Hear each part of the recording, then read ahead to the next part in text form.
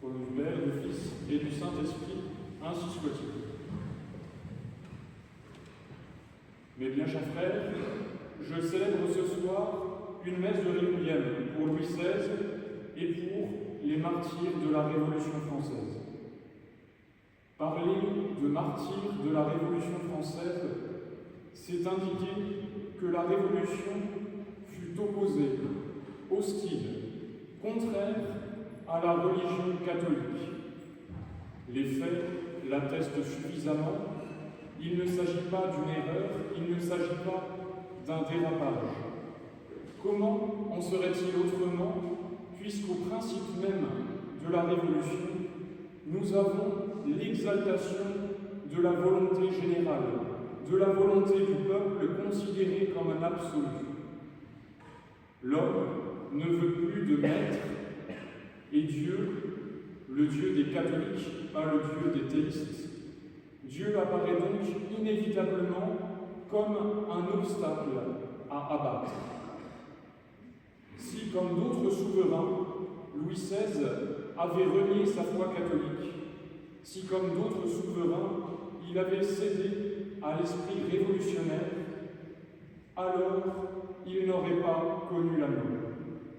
À l'époque, personne ne s'y est trompé, et le pape Pie VI, lors du consistoire du 17 juin 1793, affirmait « Qui pourra jamais douter que ce monarque n'ait été principalement immolé en haine de la foi et par esprit de fureur contre les dogmes catholiques ?»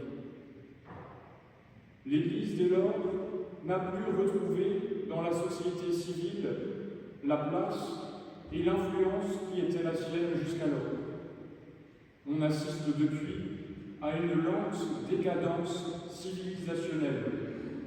Les principes mêmes de la loi naturelle ont tenu pendant un temps, mais face à l'oubli de Dieu, face à la force des passions, ils ont fini par être emportés, bafoués, et peu à peu, l'on s'achemine vers la barbarie. Mes bien chers frères, nous devons absolument faire ce lien entre la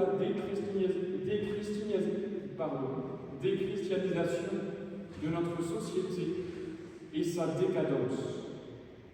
Saint Augustin disait « Christianiser, c'est humaniser », et par conséquent, déchristianiser, c'est déshumaniser.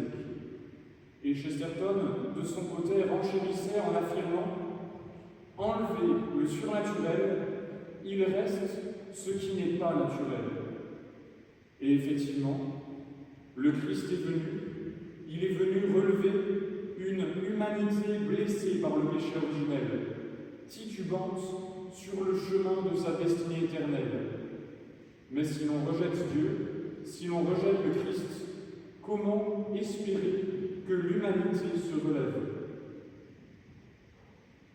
Reconnaître l'origine du mal, en l'occurrence le rejet de Dieu, le rejet du Christ, le rejet de l'Église. Reconnaître l'origine du mal, donc, est un premier pas. Mais comment le détruire? Comment détruire ce mal? Je me permets de citer Don Gérard. Nous ne voyons à cette grave question qu'une seule réponse. Le grand art de détruire le mal, c'est de faire le bien. Ce fut l'apanage des âges de foi de voir se lever des saints dont l'intelligence lumineuse et la charité inventive redressaient les déviations de leur époque par la hauteur et par la force de leur réalisation, plus que par des analyses sur le papier. Et le Père Abbé de citer l'exemple d'un Saint Benoît de Nursie, d'un Saint François d'Assise, d'un Saint Dominique ou d'une Sainte Jeanne d'Arc. Saint Benoît qui sauva l'orientation du monde civilisé par la pratique de sa règle. Saint François qui combattit la simonie par la pauvreté. Saint Dominique qui rétablit la beauté de la doctrine contre l'ignorance et l'erreur. Et enfin, Sainte Jeanne d'Arc, qui, face au laïcisme, réintroduit le surnaturel dans la politique en faisant sacrer le roi à Reims. Mais bien, chers frères, faire le bien, conformer sa vie au bien, voilà la grande réponse à donner. Mais évidemment, c'est exigeant. Personne ne dira le contraire. Alors, pour s'y soustraire, on sera peut-être tenté de vouloir déconsidérer ce moyen. Après tout, faire le bien, n'est-ce pas complètement décalé, dépassé, disproportionné par rapport à l'ampleur du désastre? C'est oublier un peu vite que le monde, l'humanité, est tout entière entre les mains de Dieu. Mais bien, chers frères, la toute-puissance de Dieu n'est pas un vain mot.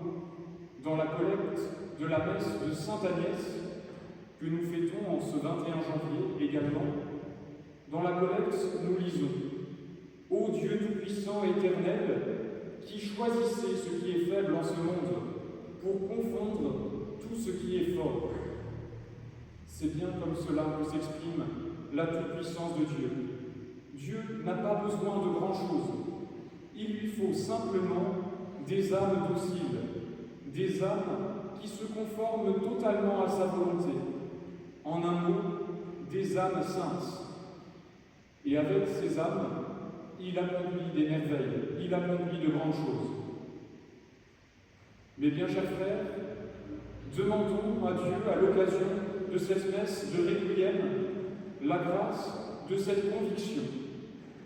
Soyons bien convaincus que nous travaillerons plus, que nous travaillerons davantage pour le bien de l'Église, pour le bien de notre pays, pour le salut des âmes, pour la gloire de notre Père céleste, que nous travaillerons davantage en cherchant d'abord à demeurer unis à Dieu par une vie toute de foi et d'amour que par une activité dévorante et fiévreuse. C'est ainsi seulement que nous pourrons rayonner, ainsi soit-il. Au nom du Père, du Fils et du Saint-Esprit, ainsi soit-il.